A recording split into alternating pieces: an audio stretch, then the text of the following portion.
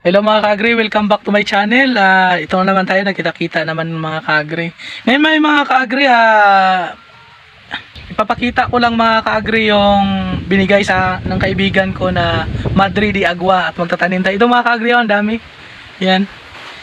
Ngayon mga ka-agri ay atin tong ilalagay sa plastic, isisidling natin to para ito dadami mga ka-agri. Ito mga ka-agri, tignan nyo.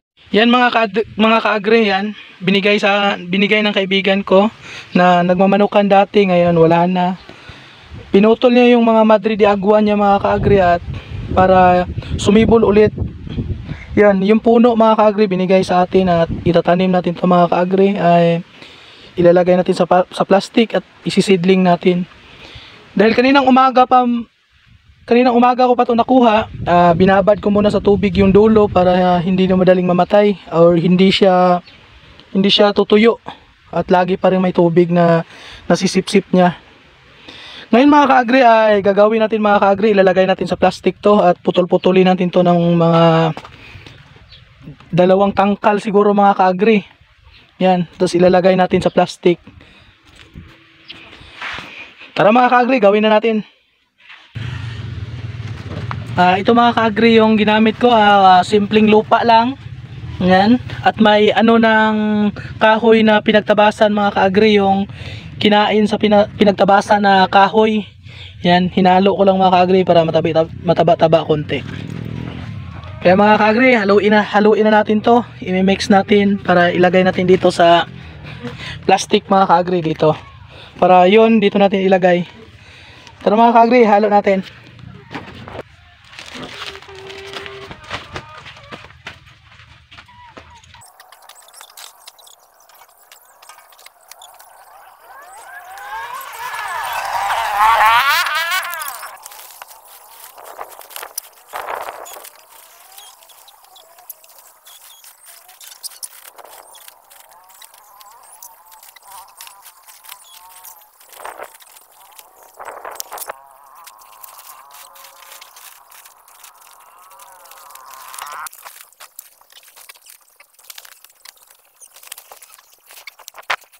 A few moments later.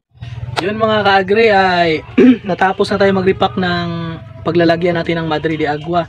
Nakatapos tayo mga ka-agri ng 50 piraso. Ngayon mga ka-agri, tingnan nyo at anuhan natin ng tubig. Yan mga ka-agri, yung natapos natin 50 piraso. Yan mga ka-agri. Ngayon mga ka-agri, may tubig, basain natin para maganda mga ka-agri at maano natin yung seedling na ilalagay natin dito mamaya. Yan mga ka-agri, basain lang natin para lalambot yung lupa. Yan. Ngayon mga ka-agri ay natapos na natin diligan yung paglalagyan natin at putol-putulin natin mga ka-agri na ganito kahaba yung nakuha nating Madre de Agua na gawin nating itanim natin. Ay ngayon mga ka-agri, putol-putulin natin mga ka-agri at siguraduhin natin mga ka-agri ay hindi magkabaliktad ito, at pagputol natin dahil mahaba ito ay siguraduhin natin na ito patulis at dito naman ay hindi, para hindi tayo magkakamali mga ka-agri pag lagay natin doon sa plastic na ginawa natin kanina. Tara mga ka-agri at gawin natin, putol-putulin natin itong lahat.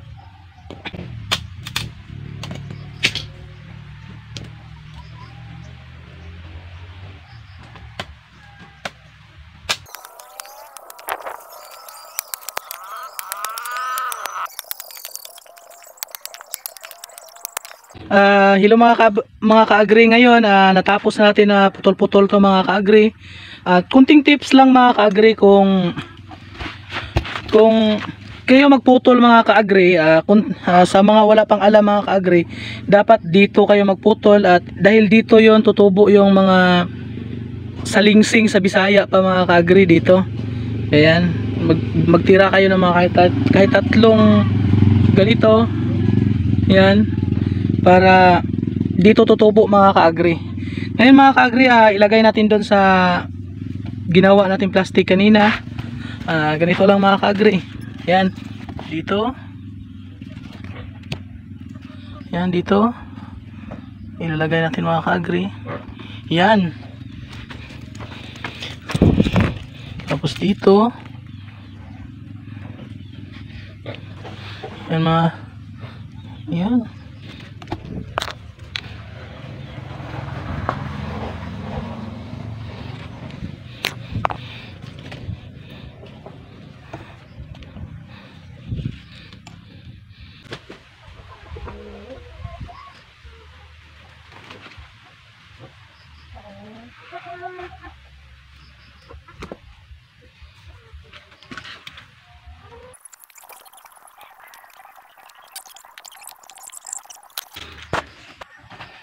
Yun mga ka-agri, tapos na natin malagay doon sa plastic yung pinutol-putol natin. Ito mga ka-agri, tips ko lang na bakit pala mga ka-agri ganito ginawa ko, hindi na diniritso sa lupa, no? Ito mga ka-agri, sa lugar kasi namin ngayon mga ka-agri is laging init o tag-init mga ka-agri dito sa Sarangani, sa Malungon. Ngayon mga ka-agri, kaya ako ginaganito para araw-araw madiligan ko mga ka-agri at laging basa kasi itong kung doon ko idiretso sa lupa mga ka-agri, hindi ko seedlings, ay maaaring malaki ang porsyento mga ka-agri na ito ay mamatay dahil hindi maalagaan, hindi maanuhan ng tubig araw-araw. Dito mga ka-agri ay araw-araw natin itong madiligan para for sure na ito ay mabuhay. At saka natin ilipat mga ka-agri doon sa lupa. Kaya mga ka-agri, ang ganda tingnan, no?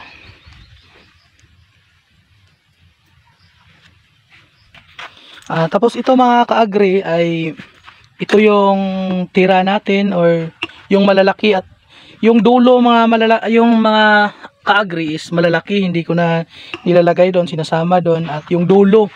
At alam naman natin mga ka-agri, pag ang dulo ay 50% na mabuhay, 50% na mamatay. Kaya ito mga ka-agri ay idirekta natin to tanim sa lupa.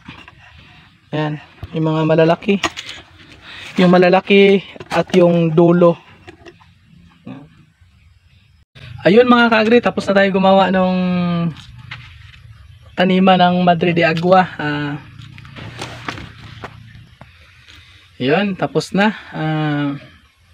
Ngayon dito mga ka-agri, dito ako ngayon sa paligid, nagduyan-duyan. Sarap ng buhay probinsya mga ka-agri. Dito nga lang ay mahirap yung pera, mahirap humanap ng pera dahil hindi yung mga taong hindi sanay dito sa probinsya ay mahihirapan talaga. Kaya ako naman mga ka-agri ay sanay ako sa ganitong buhay, mahirap. Pero gagawa tayo ng paraan mga ka-agri na para kikita tayo ng pera. Tulad ng pag-aalaga natin ng manok, mga manok, baboy o anumang pwede nating pagkakitaan dito mga ka-agri sa probinsya. Mahirap man sa umpisa mga ka-agri, sa totoo lang nahihirapan ako, pero sa biyaya ng Panginoon ay alam naman natin na hindi tayo pababayaan basta lagi nating kasama ang Panginoon sa ating buhay. Dito mga ka-agri, kahit mahirap at matagal ko tong panalangin sa Panginoon na makapag-alaga ng ganito, mahirap man pero masaya. Ayun. Ngayon mga ka-agri, bakit po ba ako nagtatanim ng Madre de Agua sa wala pang alam dyan? Nagtatanim ako mga ka-agri ng Madre de Agua ay para ito sa alternative ng pagkain ng manok. Para hindi tayo laging nagpapakain ng feeds at ano man mga ka-agri. Itong Madre de Agua mga ka-agri, malaking tulong to sa pag-aalaga natin ng manok kasi pagkakaalam ko mga ka-agri ay vitamina dito sa manok para iwas sa sakit at lalong-lalo pa ay makakatipid tayo sa pagkain nila. Hindi tayo malalakihan na puro feeds yung kinakain nila. Kaya dito mga ka-agri gagawa tayo ng mga alternative. At sa susunod natin mga ka-agri ay plano ko mga ka-agri doon sa lupa ng aking ama ay magtatanim tayo ng mais para din sa pagkain ng manok. Kaya mga ka-agri, subaybayan nyo at suportahan nyo ang aking channel, Marlon Agri Vlogs. Sana subaybayan nyo mga ka-agri yung journey natin sa pag-alaga ng manok, baboy at ano pa mang pwede nating mapagkitaan dito sa probinsya mga ka-agri. Maraming salamat mga ka-agri at God bless.